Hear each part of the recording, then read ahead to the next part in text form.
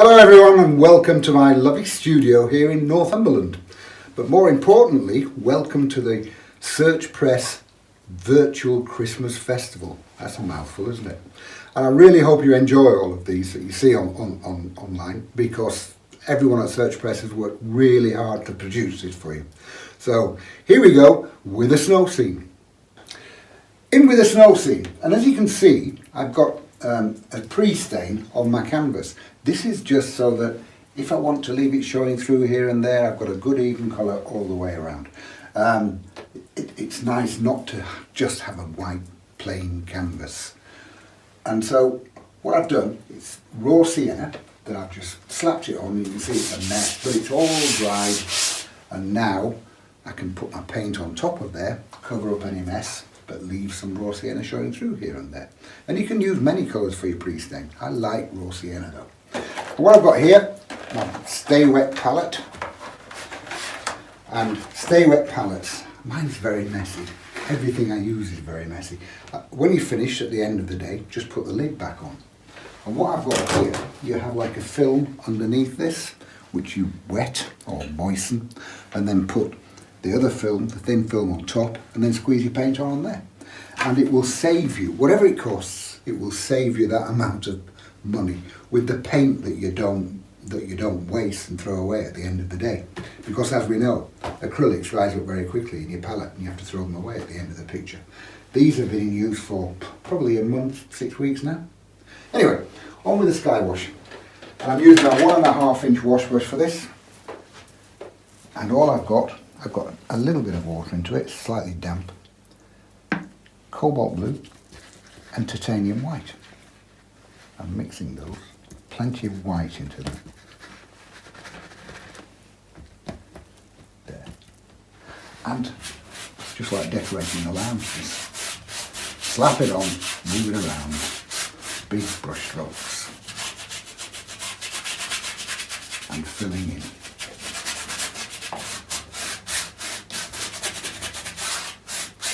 Very loose strokes these, don't fiddle about it. And I'm pushing the brush in fairly hard on the canvas so that I'm getting into the rough texture, the rough surface of the canvas.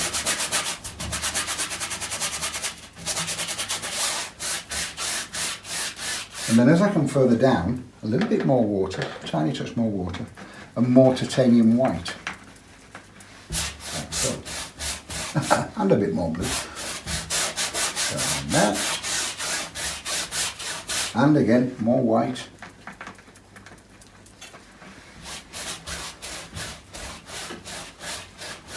And as you can see, this is fairly dry pen. It's just a slightly damp brush.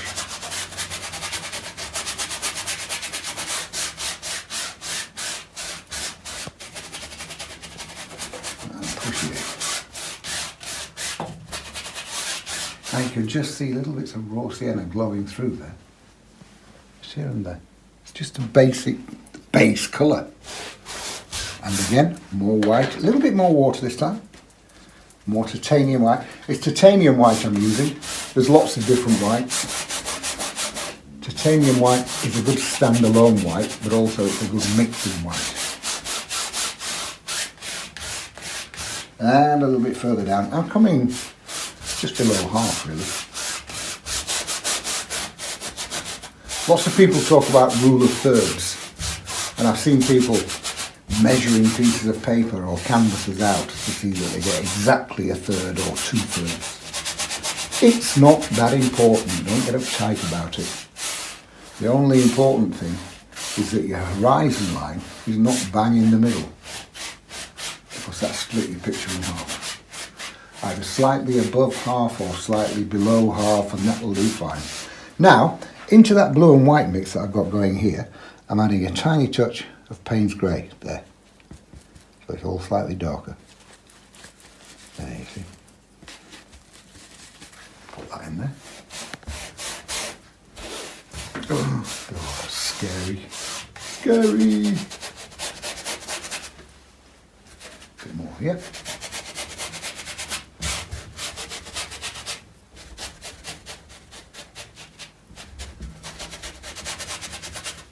Looks a bit of a mess at the moment. It'll be fine, he said, hopefully. A little bit more paint spray, I think. Yep.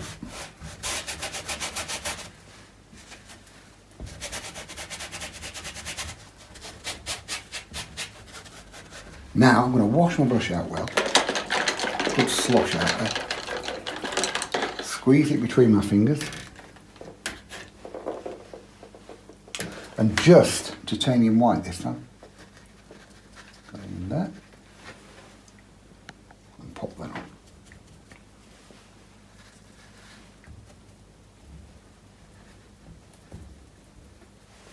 Just a few bobs here and there.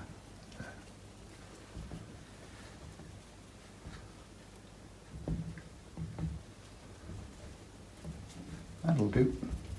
And now it's time for some digital art. What? I hear you say? That digit. I'm just rolling my finger in there.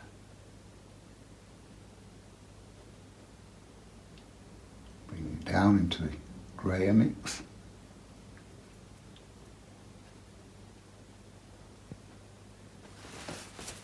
And the same here.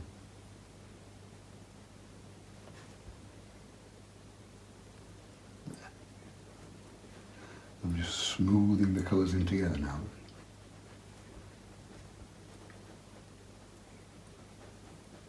I was just thinking while I was doing this, this is a nice sky for a seascape below it. But it's not going to be a seascape. It's going to be woodlands. And I'll show you the picture I'm going to be working from. The picture I'm working from in my mind. I'll show you that in a minute. There, sky done. Now, as I said, I'm going to show you the picture that I'm working from mentally. And this is one I did a few years ago. If Gail can zoom in on that. I'm not going to do the pheasants. Oops. I'm not going to do the pheasants. But what I am going to do is put some figures in there. So, in this case, I just need my reading glasses, I'm afraid. And I'm starting off with some distance here. It's not quite dry, this, but as you can see, look, I'm scoring with my pencil rather than drawing. I'm scoring the paint. So I can see where the line is that I want to paint. This is distant trees here. I've got a couple more taller ones coming up there, which are actually evergreens, Scots pine those. The one here.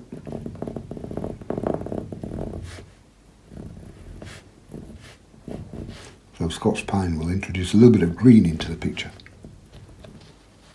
And now across here.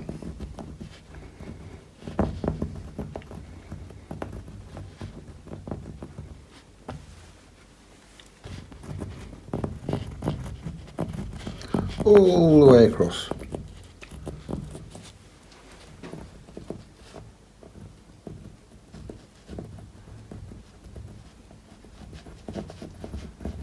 There.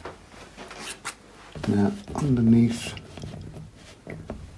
is the land. If you're wondering what I'm doing over here, I keep tapping my phone because it keeps going off. And I know that you can set it for not going off, but I wouldn't know how to begin with that because it's technology.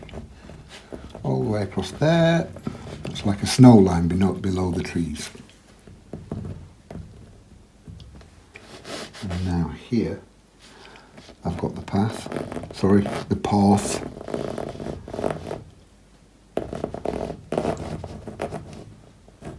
And here. And that disappears about there.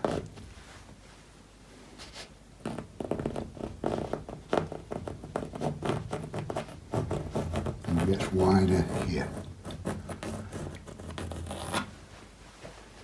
And now for the big tree. About there. About there, yeah. This is really big. You know that noise? Scraping up a blackboard? Well, it's similar. It goes through you. Big, big tree. Coming up there.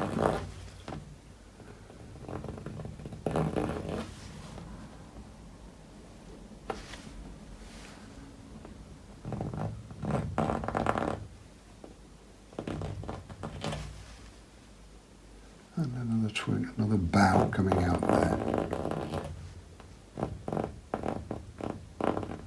And I'll have a few more boughs coming out of here, or twigs, but I don't need to draw them all. I'll just make those up with my paintbrush.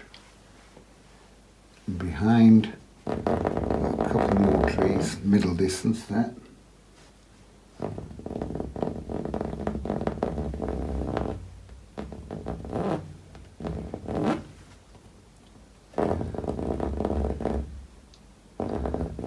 And again, I'll be having more boughs and twigs and on these two as well, but I shall just make those up with my paintbrush as I go along. Some more trees there.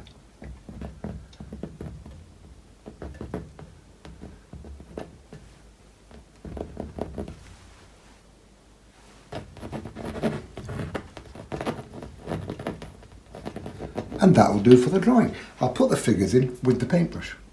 Now it's straight into the distance with the trees.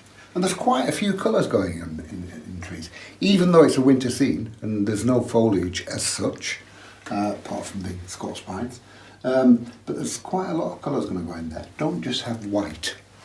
So I'm starting off with my number 8 round brush, sloshing that out.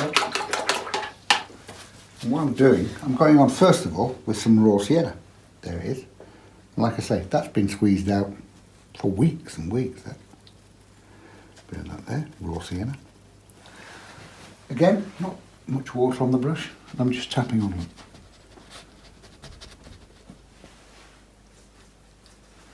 It's a slightly damp brush, that. Paint's a little bit thicker now. There we go.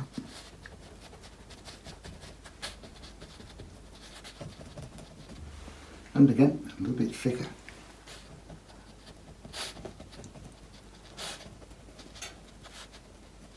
And I'm just tapping. Don't paint solidly. And remember, when you leave any gaps at this stage, you've got sky wash behind it. So it's far more natural. You're seeing your sky through the trees, anywhere that you leave the gaps.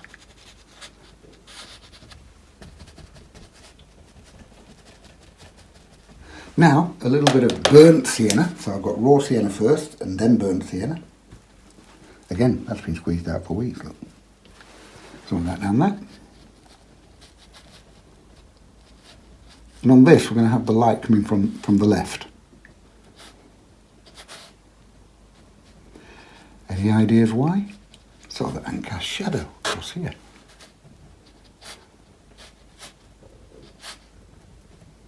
And again, just stippling. All very simple. People say to me, I can't do landscape because I can't paint trees. I'm not painting trees, I'm just dabbing on, giving the impression of trees. And another one I hear all the time, oh, I'm not very good at painting because I can't paint a straight line. There aren't many straight lines in a landscape picture.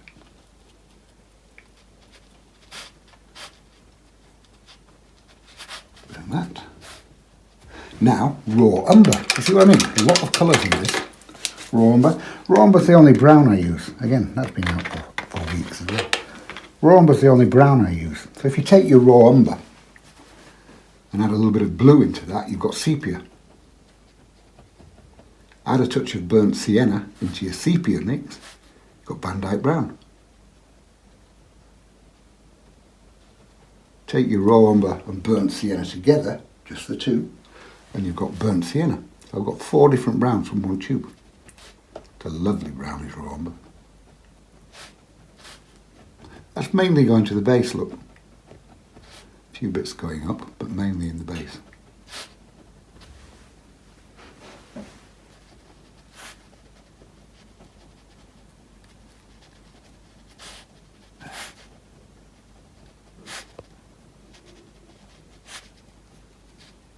Just stippling.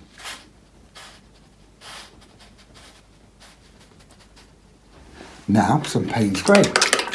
I never use Payne's Grey in watercolours because I don't like it. It's flat and dead in watercolours. But in acrylics it's a lovely colour because it's a good way of mixing black for a start. But you can use it to darken colours as well. Just add a touch of Payne's Grey into stuff. Bits here and there. And again, this is mainly going in the base. And you'll notice I'm not waiting for anything to dry. And again, the beauty of acrylics is that you can put light on top of dark. Very much like painting with oil paints. That's why I love it. Acrylics are just so versatile. And these System3 acrylics that I'm using are lovely, creamy acrylics. They go on so beautifully smooth. But as you can see, you've got good strength of colour as well. And for some reason, the System3 don't seem to go garish in colour. A lot of acrylics can be a bit garish in the colours. These aren't. I love them. Paint with them all the time. And I also paint with them on watercolour paper as well, and treat them like a watercolour. Very, very thin, loads of water into them. The added advantage over watercolour is that you can put light on top of dark.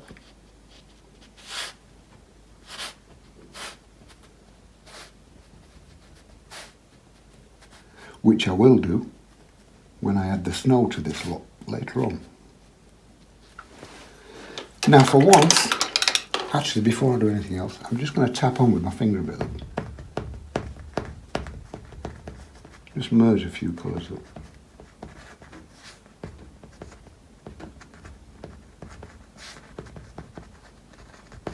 Like so.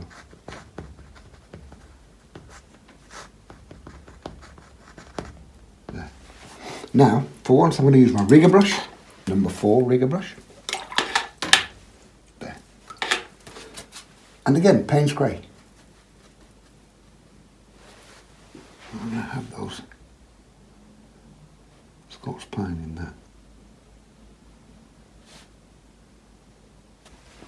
A little bit more water. When you're using a rigger brush, put it with acrylics, put a little bit more water into it because it flows better.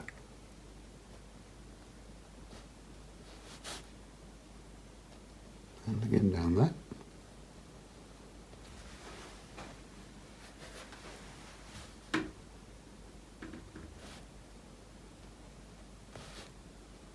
Just a few boughs. And remember, this is the trees that will have actually green foliage because they're evergreens. I think I might have another one there actually, just because I can. See, made that up.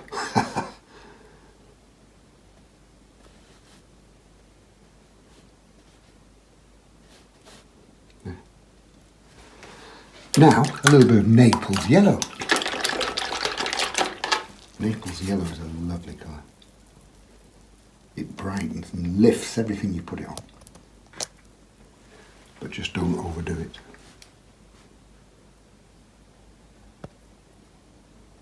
There. See how those stand out now? Just with a touch of Naples yellow.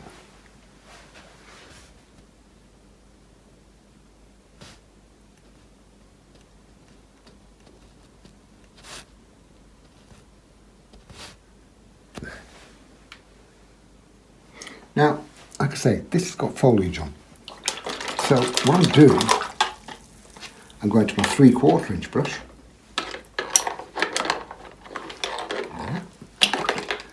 And I've got Hooker's Green. Oh, God, it uses Hooker's Green. That's like admitting you're an alcoholic. My name's Charles Evans, and yes, I use Hooker's Green. Hooker's Green by itself is awful. Never use it by itself. As a mixer, however, it's a fabulous green. you can mix every green you want with Hooker's green. Like in watercolours, for instance, I use 8 colours in total. If I take the Hooker's green out of the equation of the 8, mix the other 7 in one at a time, I've got 7 different lovely greens. Mix a third colour into some of the mixers, I've got about 5 secondary greens, and it never comes out muddy. It's always a lovely clean green, but whatever shade you want it to be. And that's why it was made for Mr. Hooker, who was one of the early Victorian botanists, who used to wander around the world cataloguing and logging plants. And he wanted a green making for him he could mix up or mix down without all the other paraphernalia. Because of course in those days it was powders. So that's where Hooker's green comes from, after Mr. Hooker. So what I'm doing here with the Hooker's green and burnt sienna, and with my 3/4 inch brush, just tap on, look, like so. See? Hooker's green and burnt sienna. Like that. A bit there.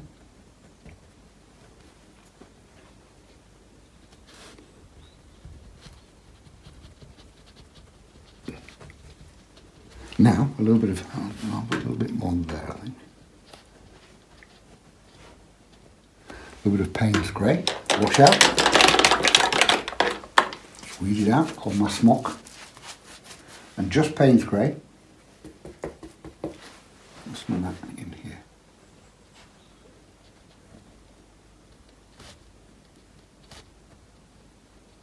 All with a 3/4 inch flat brush. Don't paint leaves.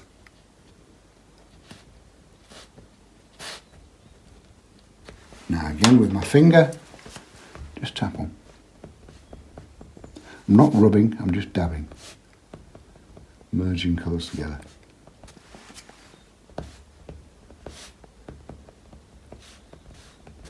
Easy peasy. Now, I've had about 5 minutes since I started, so they're dry enough to put the snow on now. They're not dry, but a little bit tacky. A little bit tacky. But now it's time for the snow, and I'm using my 3/4 inch brush again. I'm not going into massive detail with this, but what I am doing with the 3/4 inch brush, getting the titanium white out there. Now, split the brush. I'm not going to hurt this brush. This has been on the go for 4-5 years. And all I'm doing, look, is stippling with a split brush.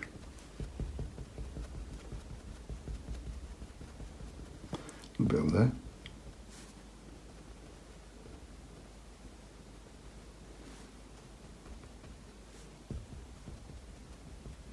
And keep the brush split.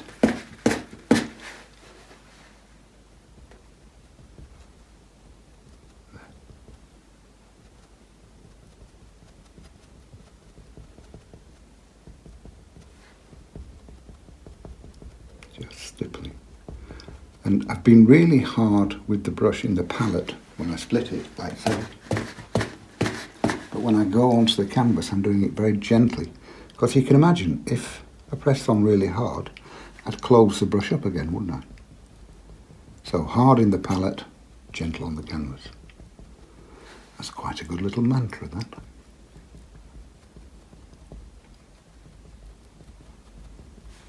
A few bits here.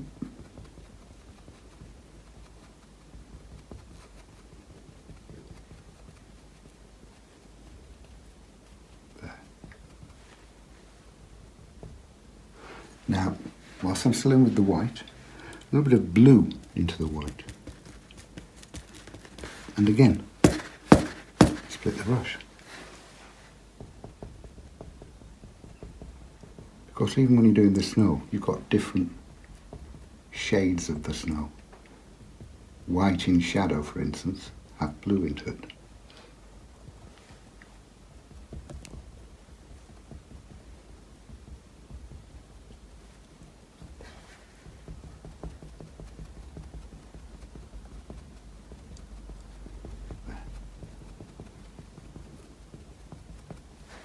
Again, in with my finger, tap and merge.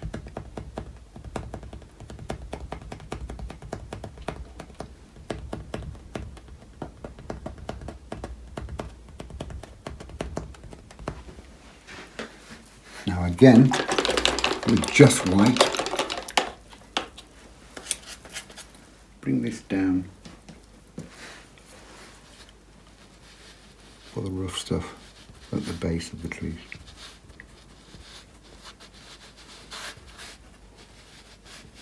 Notice I'm leaving gaps in between it. There's a reason for that. I'll think of it in a minute.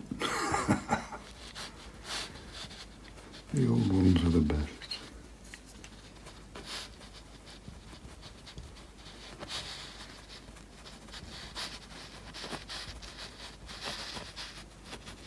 There. Now a little bit of blue into the white again.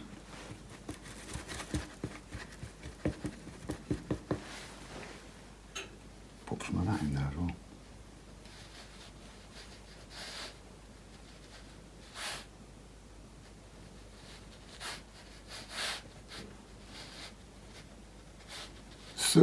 So simple.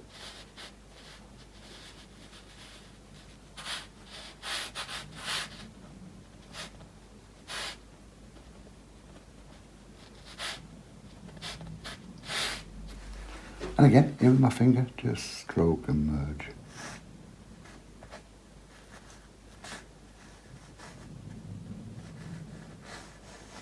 Stroke and merge.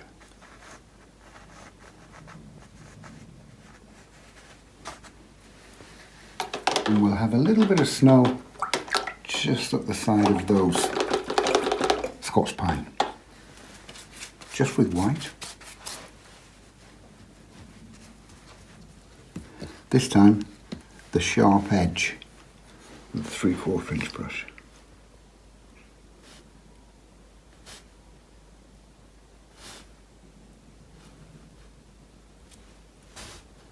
A bit there.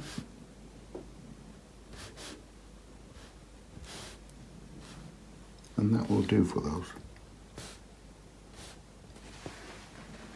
Easy peasy, lemon squeezy. Now it's time to go, again, they're distant trees, but they're slightly nearer, middle distance trees, here, in behind. It's more or less the same, but everything's getting stronger. Wash out the brush first. Again, I'm starting off with raw sienna. This time, I'm going to split the brush. Now, as long as I can see where these trees are, you don't need to go round and paint through them. Much less time consuming just to carry on painting all the way through. And also they come out at the right side, if you see what I mean. Now, a little bit of burnt sienna. Again, splitting the brush.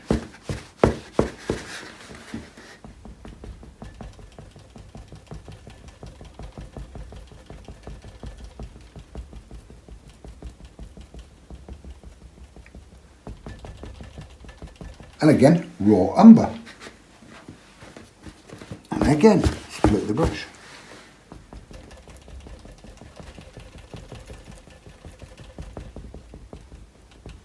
I can just see these here now.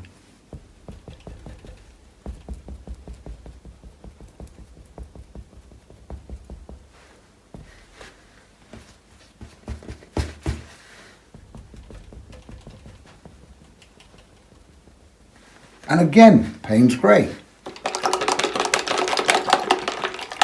Slosh that brush out first. Bit of Payne's Grey.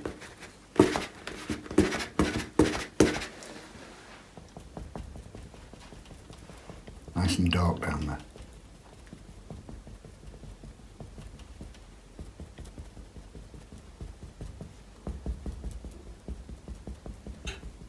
Just stippling.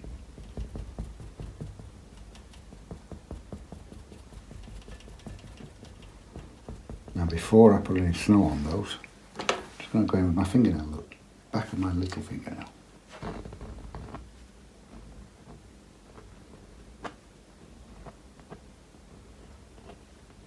And just intimate some twiggy bits in amongst that lot. Twiggy bits, that's a new technical term for you.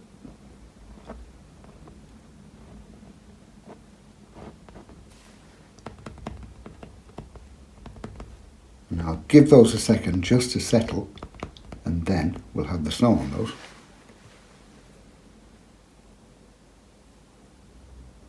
Now it's time for snow on this lot. So again, titanium white, and again my 3/4 inch brush, and I'm splitting it.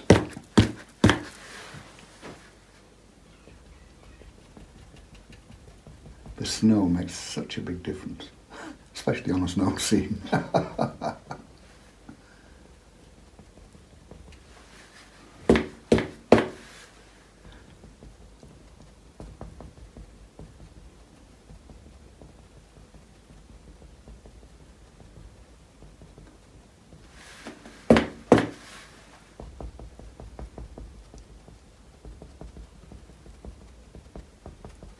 And a bit down here.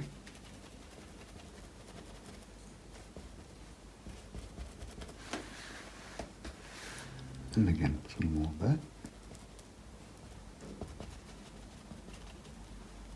And again, in with the blue, with the white. Bit of cobalt blue, obviously the same blue as the sky.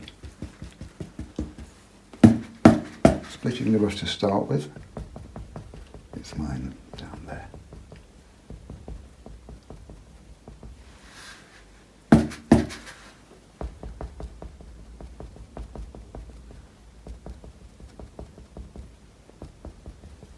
And again, a little bit of blue, this time not a split brush, and just painting it on there.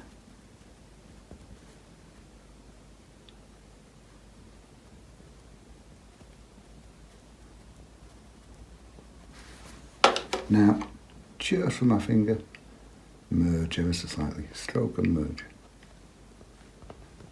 Tap on that, just roughing it up a little bit.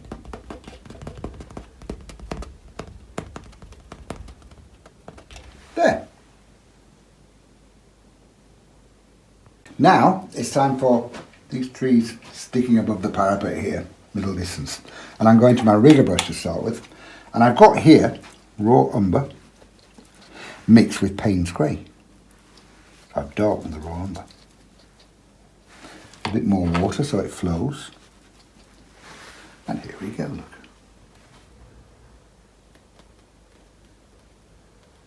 And bring it all the way down. You notice I'm pressing on harder as I come further down. That way the rigger brush spreads a little bit more and gives me a wider stroke. Look, tiny tip of the rigger brush there. And there. And now watch, as I come further down, push the brush on more and it spreads. Look, a broader stroke there. See? And again, there's another one of those here.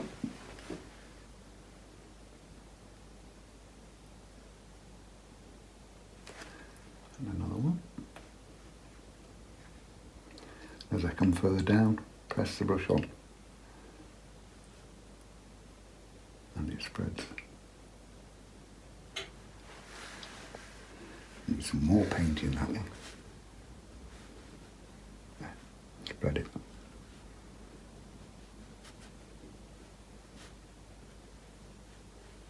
And now, just Payne's grey by itself. Again, plenty of water in so it flows. I'm putting this down the left-hand side there, look.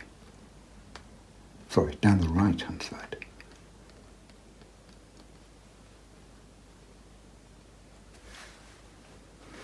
And a bit more here.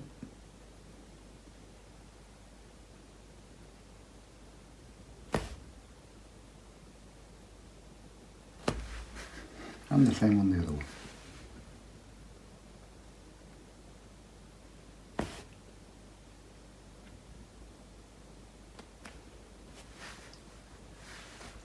And over there.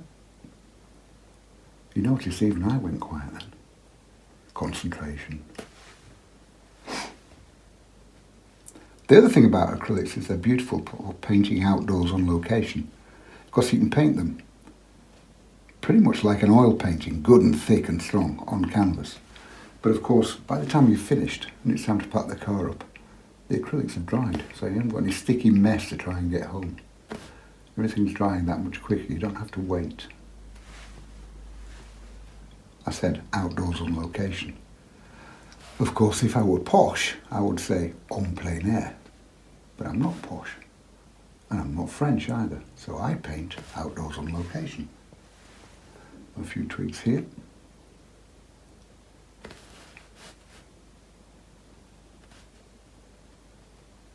There. Now, just leave that for a second and go back to my 3/4 inch brush. Wash that out well. And again, paint spray. Split the brush.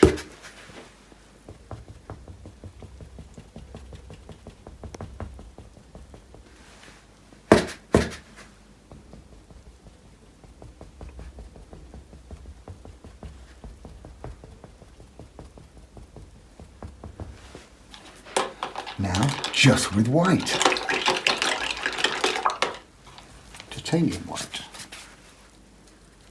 Split the brush.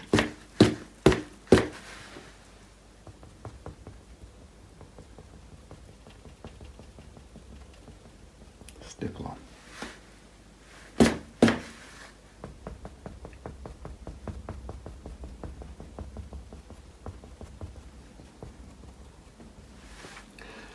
A bit more there, that's better. And some blue into the titanium white.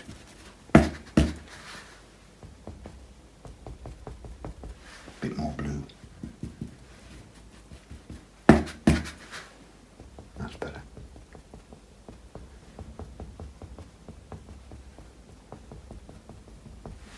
Now back to my rigger brush, and I want a few bits of white down those tree trunks there.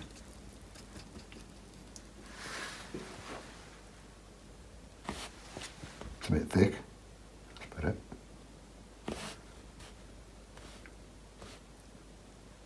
There.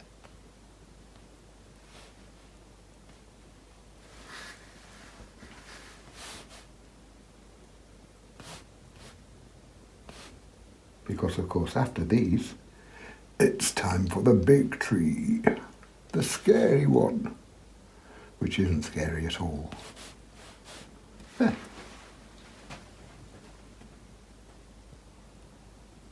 Here we go, the big tree. And you would think that this is really quite scary because it goes all the way up. But it's not. Don't worry about it. And as I said before, the beauty of acrylics is you can paint light on top of dark. So I'm going in here with just paint spray to start with. And I can put any colour I want on top of that once it's dry. All the way down here. Bumpy bits. Like I say, you don't want perfect straight lines here.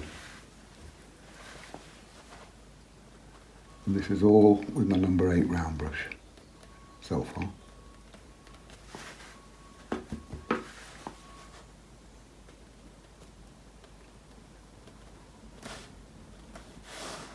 Big one coming out here.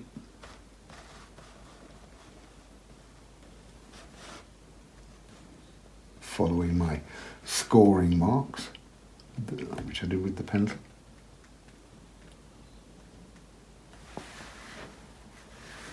And bring it down. Big clump of paint there, look, spread it out and move it.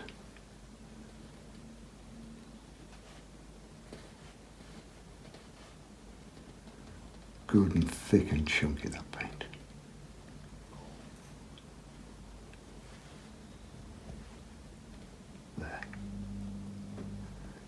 I actually love this bit when you're going in with the big, bold strokes.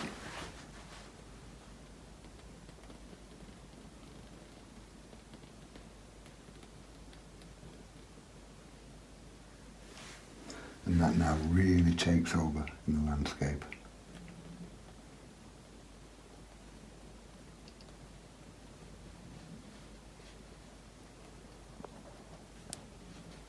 And bringing it down further on the baseline also, apart from just the physical size of it, also brings it further forward.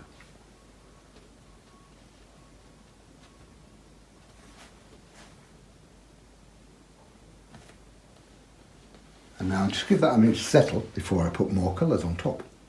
Now you can see that still glistening, so it's not dry, but it's dry enough to put more colours on there. So what I'm starting off with is a little bit of raw umber and burnt sienna mix. So I've made burnt umber. Bit of that, bit of that. There.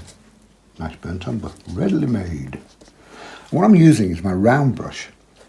And I'm going on with the side of the brush. Look. Not painting solidly, I'm just tapping on with the side of the brush. Just getting more colours into that tree trunk. And leaving Payne's grey showing through here and there as well. The predominant colour being the Payne's grey, the darkest. There.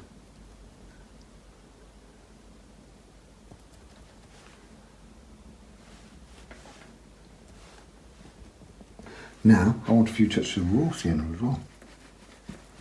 Again, putting it on in the same way.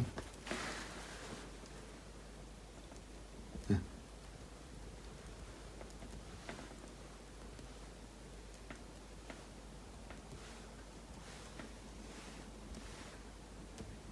Just getting more texture and overall colour into the thing. So it's not flat. Now I'll give that raw sienna up here as well, with the point of my brush this time. A number 8 round brush is such a lovely brush.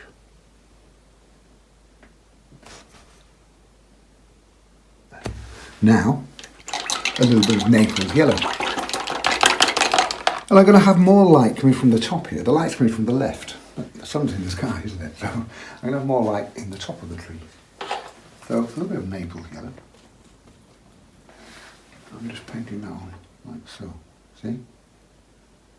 See how that lifts everything. You can imagine putting that on top of foliage.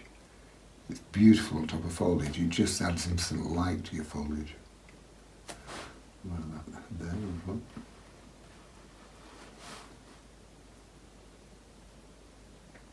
Now while that's still good and wet, look, just with my finger, stroke down and merge the colours. See, instant light to your tree there.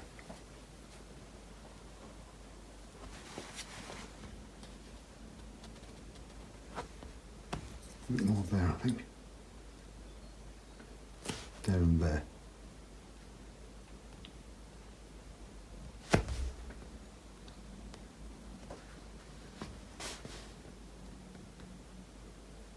Like so.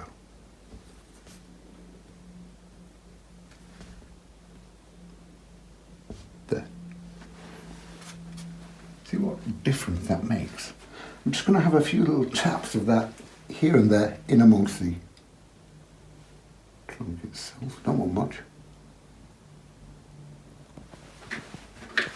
And again, just soften in slightly. Because don't forget we've got a lot of snow to go on this yet as well. So in the meantime, what I'm going to do, go to my rigger brush and I have a few more twigs. Twiggy bits. Plenty of water into that. Payne's grey. I'll have some coming out here.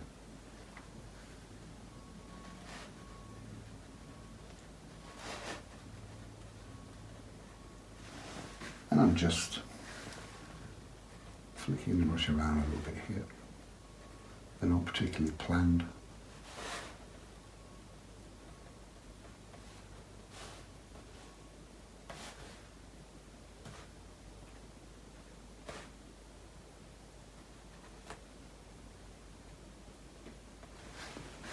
See, just adds a little bit of interest.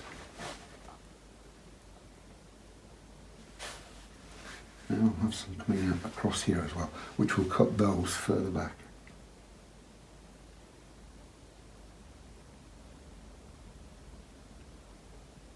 See?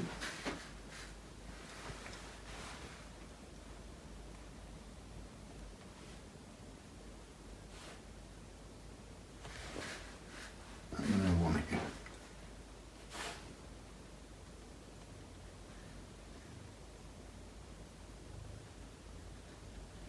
and just let the rigger brush bounce around on the page. Don't try and hold it and control it. It's a flicky little brush, let it do its job. See? So easy that. Now it's time to give that real depth and roundness with the snow that I put on. So it's back to the number 8 round brush this time. And everything needs to be good and strong. I'm starting off with the round brush. I'm starting off with just titanium white. And you don't want a solid line of snow going up there. Pop it on and leave gaps.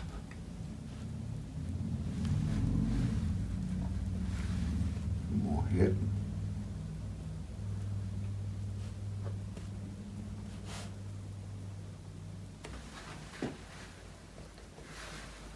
A bit here.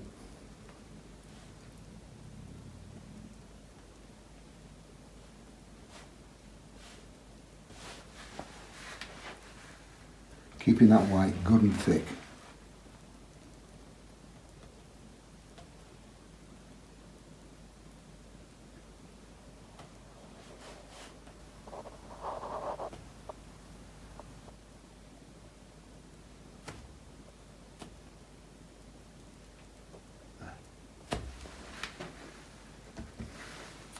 A bit more there.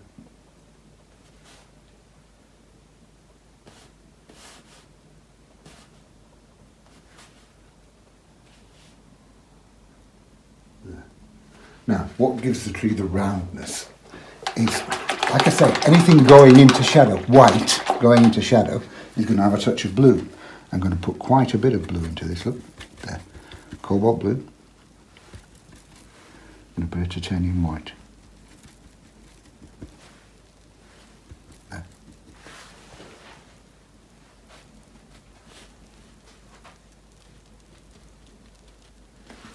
And the snow to the right hand side is in shadow.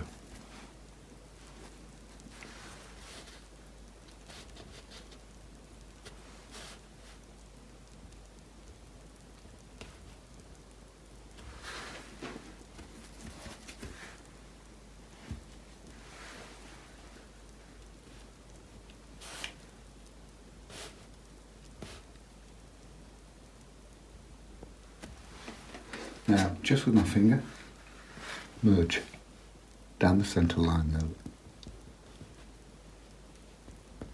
You see how in that side now it's in shadow.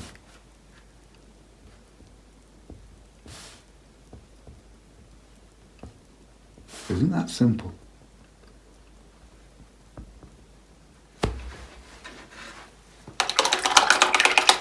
Have a little bit on some of those twiggy bits.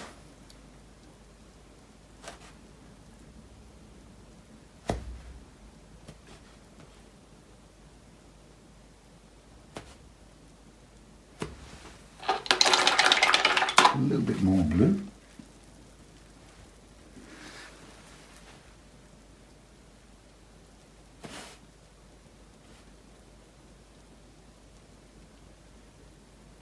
Quite effective, that, isn't it?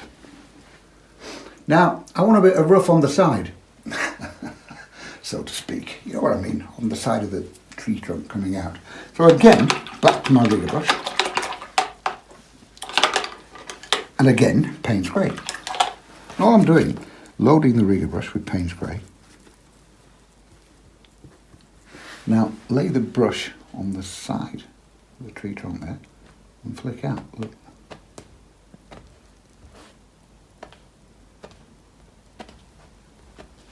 Bit of rough growth on the side of the tree.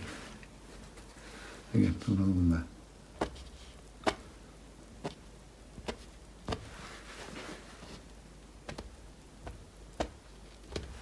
Now, out of that lot, have some small twiggy bits coming out, like that.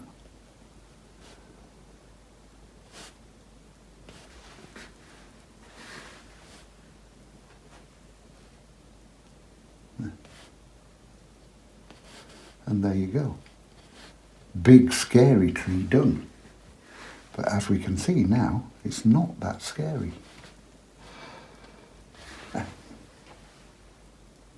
Now, it's time for the groundwork. Sound like a builder. But what I'm going to do to start with is stick the path.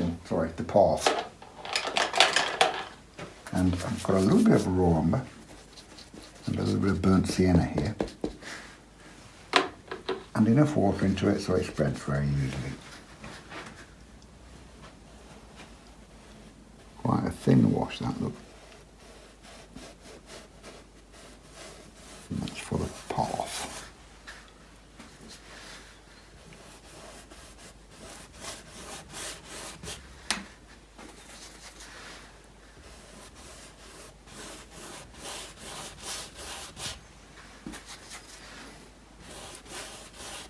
And now you can see the raw sienna shining through underneath, giving it all a good base. There's more to go into that afterwards, once I've got all the snow in.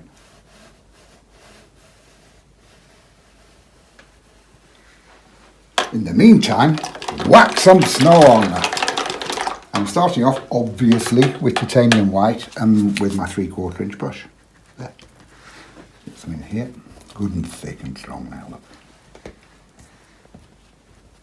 This is the fun bit.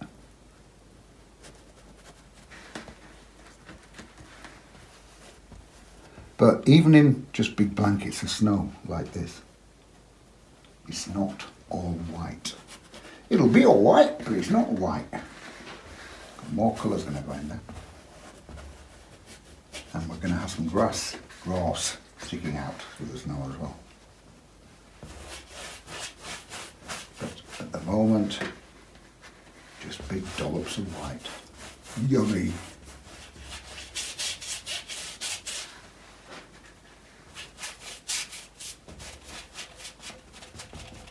And again, same over here.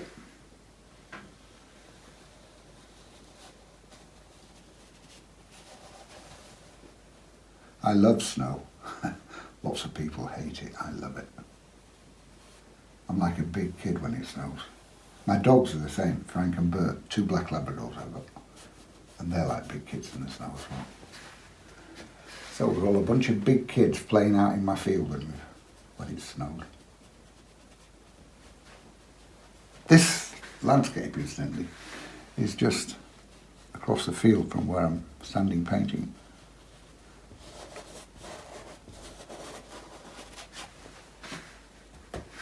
In beautiful Northumberland, very, very rural Northumberland.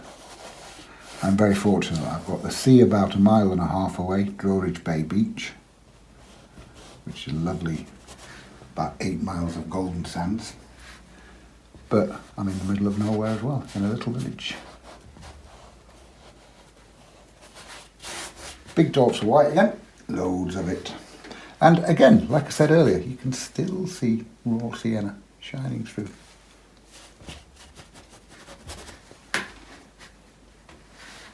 And I haven't got much water in this white at all, it's just a damp brush that I'm using.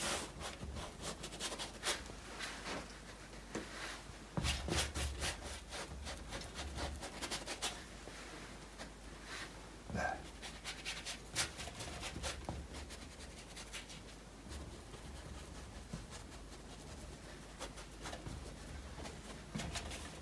Now some blue, cobalt blue mixed into the white. So there's my titanium white there, look. Bit of cobalt blue into it. And like I say, these colours that I'm using, like the blue, especially in the Payne's Grey and these here, they've all been in this palette for about at least 3 weeks, probably a month. Blue in here. Make your brush stroke count, look. I'm bringing that down, I'm creating a bit of a bank with that. Now just a few daubs here and there.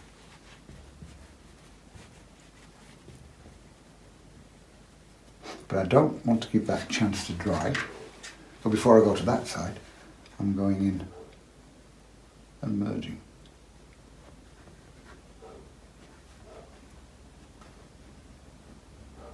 I was just talking about my 2 black Labradors, Frank and Bert, and you can probably hear one of them barking in the background now.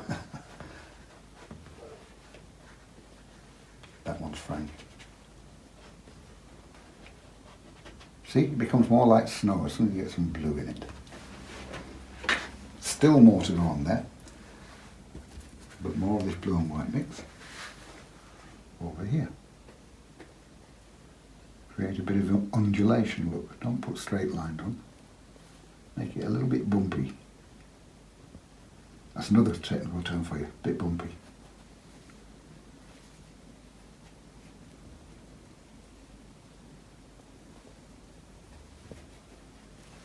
And again, get back in with my finger.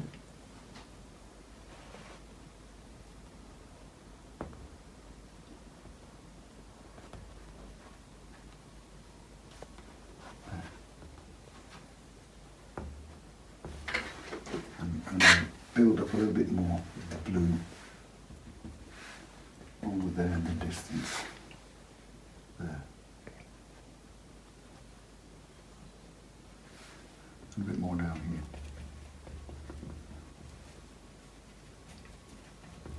Basically what I'm doing with the blue is shaping the land a little bit more.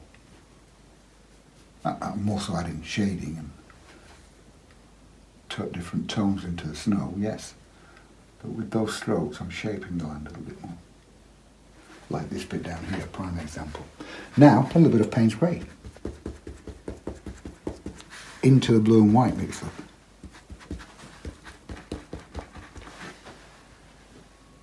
Different shade.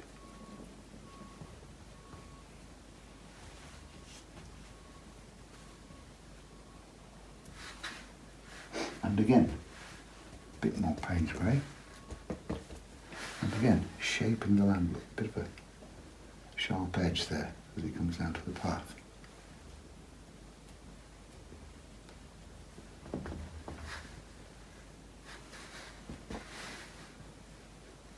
Now just a few strokes. Darker there. Yeah, like that. And again, back in with my finger.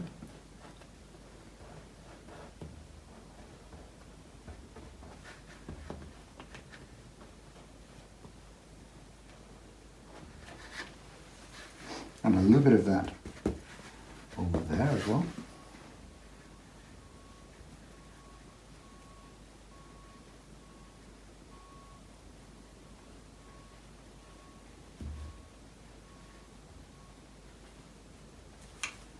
And back in with my finger.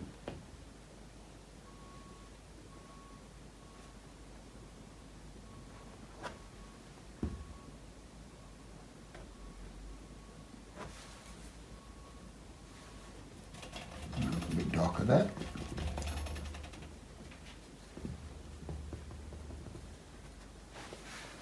A bit more blue onto that.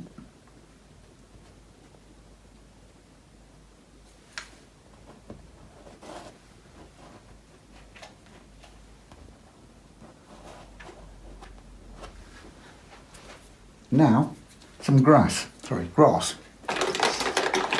With my 3/4 inch brushlet, and I've got hooker's green. There we go. Onto there. And burnt sienna. You don't want brilliant, yes, you will have grass under the snow, but you don't want brilliant bright green. And put that on there, base of the tree, look. Flick up.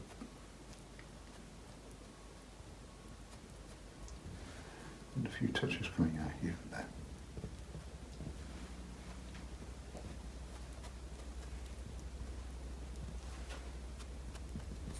Now soften it in.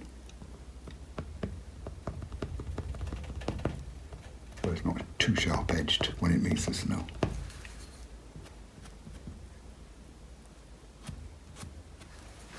Darken it a bit more.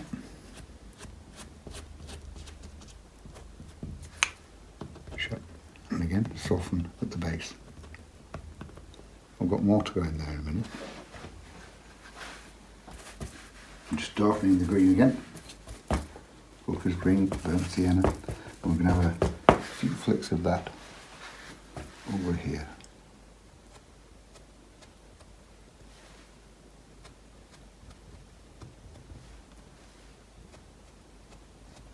Not much. very effective, that kind of stroke, but don't overdo it. People always do the same. It's kind of like, oh, that's good, that's effective, and so you kill it by doing too many. Effective techniques, they're only effective when you've got a little bit of them. Now, Payne's Grey. Wash my brush out. Just Payne's Grey. And a few of those flicks amongst this grass as well.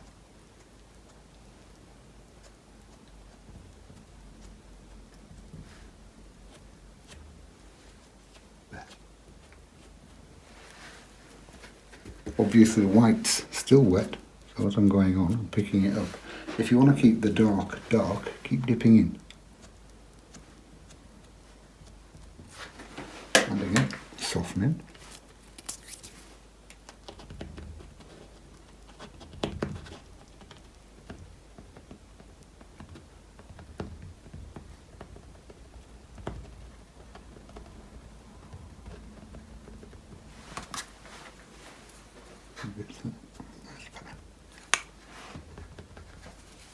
And a few touches amongst this lot here.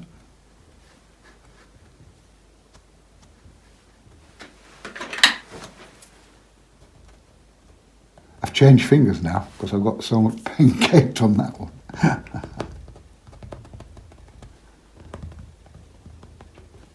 So what I'm doing there is basically darkening the base of the green.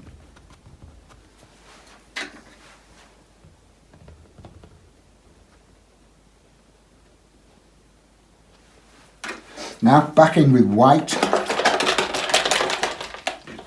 And all I'm doing with this, we'll have a few more touches here and there. Nice and strong, the white.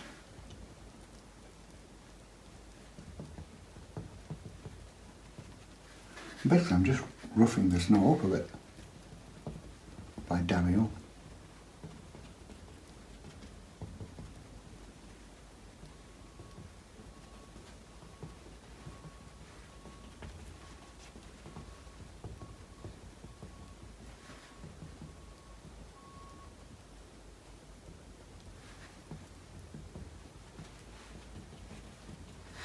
Bit more of that over here. This is just white, thick and strong.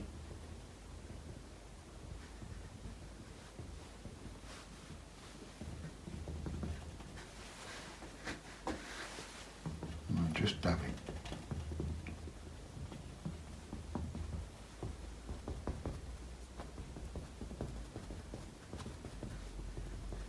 Now, still with the white, there's some down here.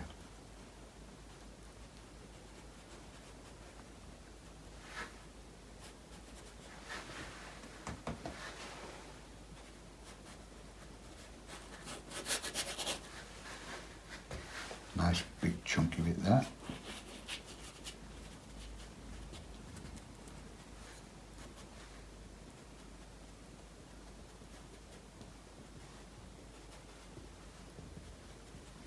A little bit of blue, obviously. When I say blue, I mean blue and white mixed.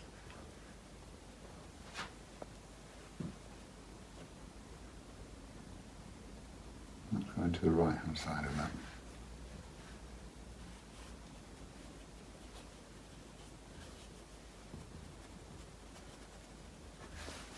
And again, in with my finger, soften.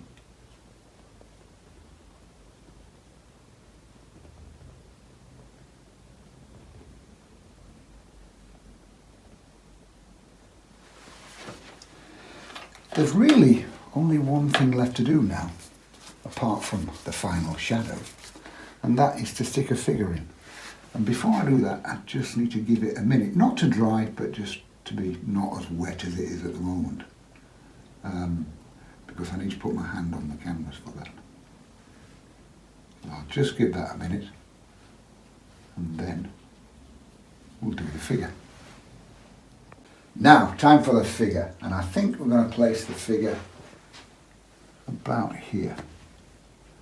I'm just checking where I'm putting my hand. There. Black blob. Now, what colour jacket shall he have? He's got a green jacket, one of those green slimy ones. Country wear. Green slimy, you know what I mean. Hooker's green and burnt sienna.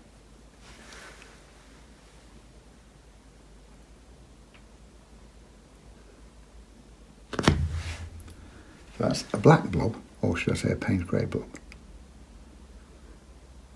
Followed by a bigger green blob. It's all very technical, isn't it?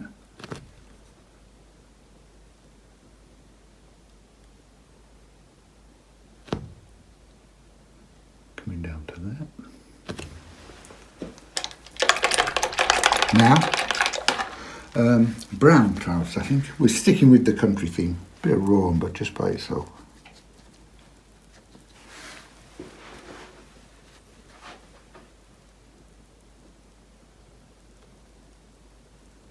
Two sticks there, look. Going down.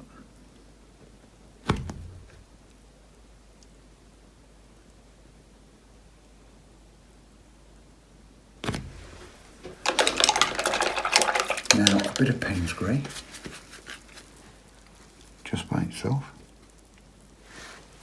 All of this, by the way, I'm doing with my number 8 round. Bit of Payne's grey for the dark side there. The dark side. Base of his coat. Then down the right hand side of his legs there, look.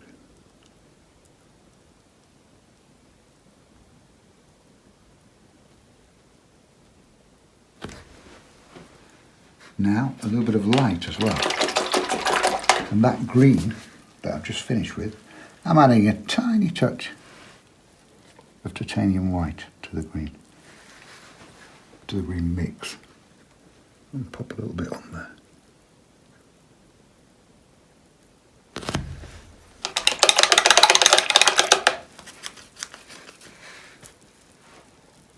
More Payne's grey.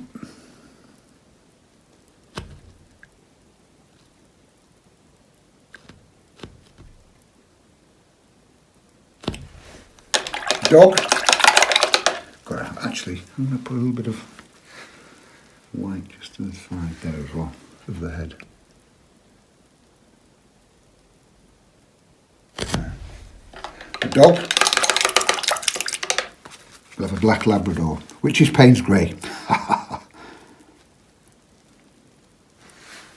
And the dog, look, that's just a square. Not thick enough. Excuse me. That's just a square.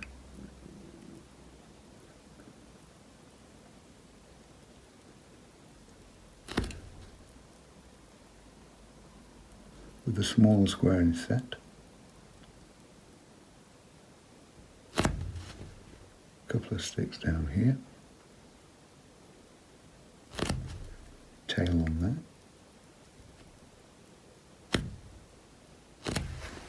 Shall we have 2 dogs? Yeah, let's have 2 dogs. Frank and Bert. One there.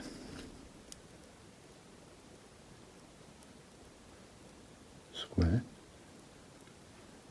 Small square inset. A couple of sticks underneath. And a tail.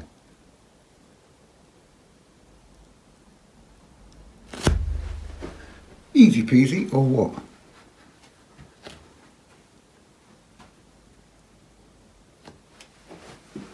I'm just darkening that one out a bit more. That's better. And you see, I slipped with the brush there, so I've got a lump there. Easily mistaked, easily rectified mistake with System 3.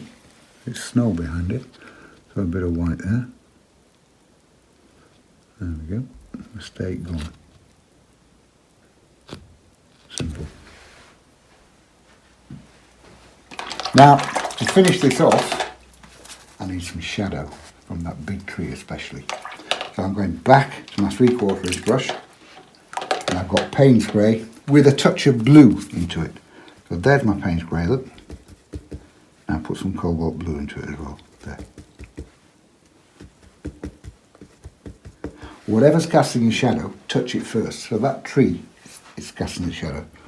Touch the end of the tree, base of the tree, bring it down, and then take it across.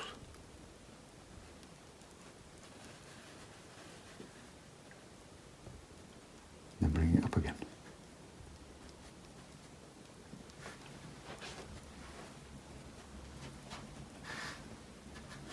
Now, have a little bit from those there. With the corner of my brush up. And a little bit from these here.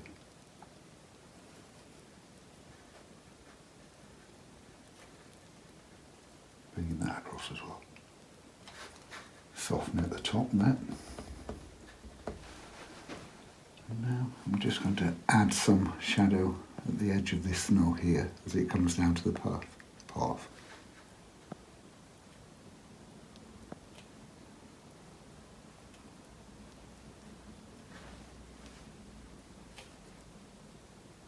And also we would have a shadow from the figures.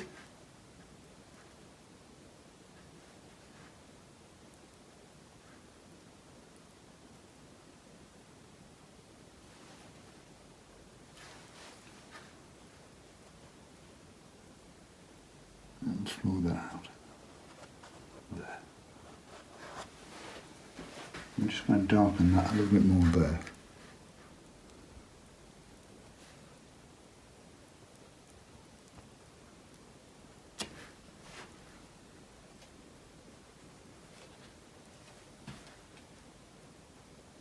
A little bit more there. Just little touches. Soften that there a little bit more.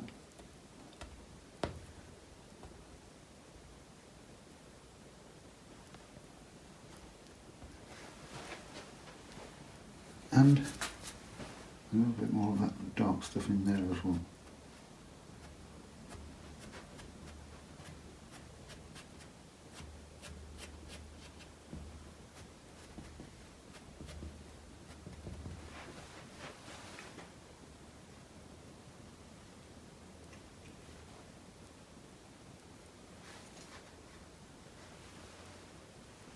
And I think that will more or less do. Just softening that a little bit. And a little bit of that there as well. I'm fiddling now.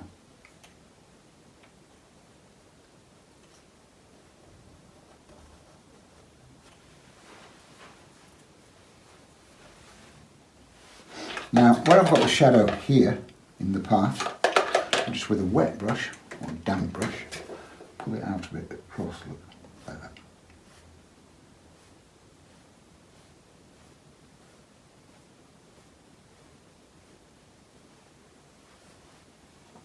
So that I'm darkening that side of the path a little bit.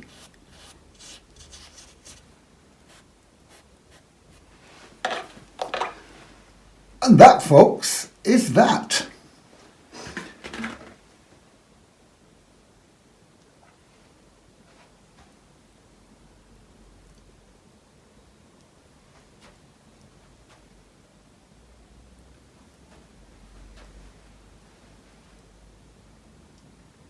There we go, job done. Wasn't that difficult really, was it?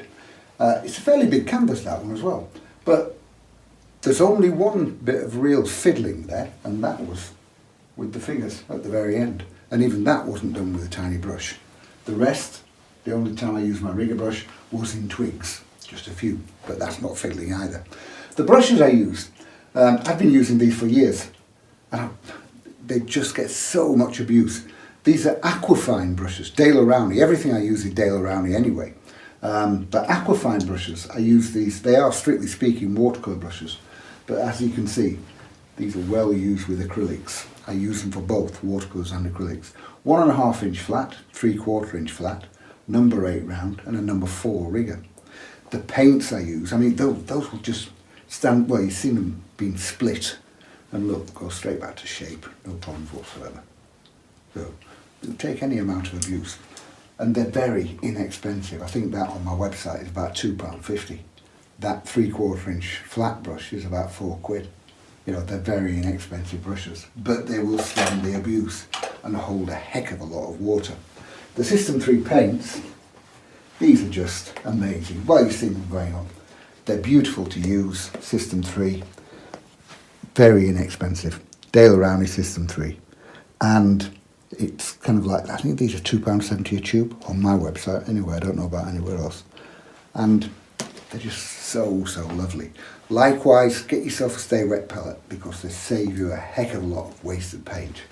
There's a couple of brushes here, books here. The new one that's just come out, Painting with System3, that's been out middle of October, that came out. And that is all about System3, Daler-Rowney System3 acrylics. Packed full of information because it's not just paint. There's heavy bodied paint, there's inks, there's fluid paint, all System3. It's just such a lovely medium. And as you can see, throughout the book I'm using it with a palette knife, with brushes, with everything. I've even painted on a clump of wood in here somewhere. But it's all in there. And that one, Painting with System3, new book. The other, I've got a few books out in acrylics. The other one, the one that I really like as well, is the Acrylics for the Absolute Beginner. And it takes you from the very beginning, painting on paper, going through to really much more elaborate paintings, like horses and things like that. Packed full of tips and techniques, again, with System3. So there's two good books for you. That one, the new one that's just come out, it's just, I'm really proud of it. It's packed full of everything. So hopefully you've enjoyed this, and I'll see you soon. Bye bye.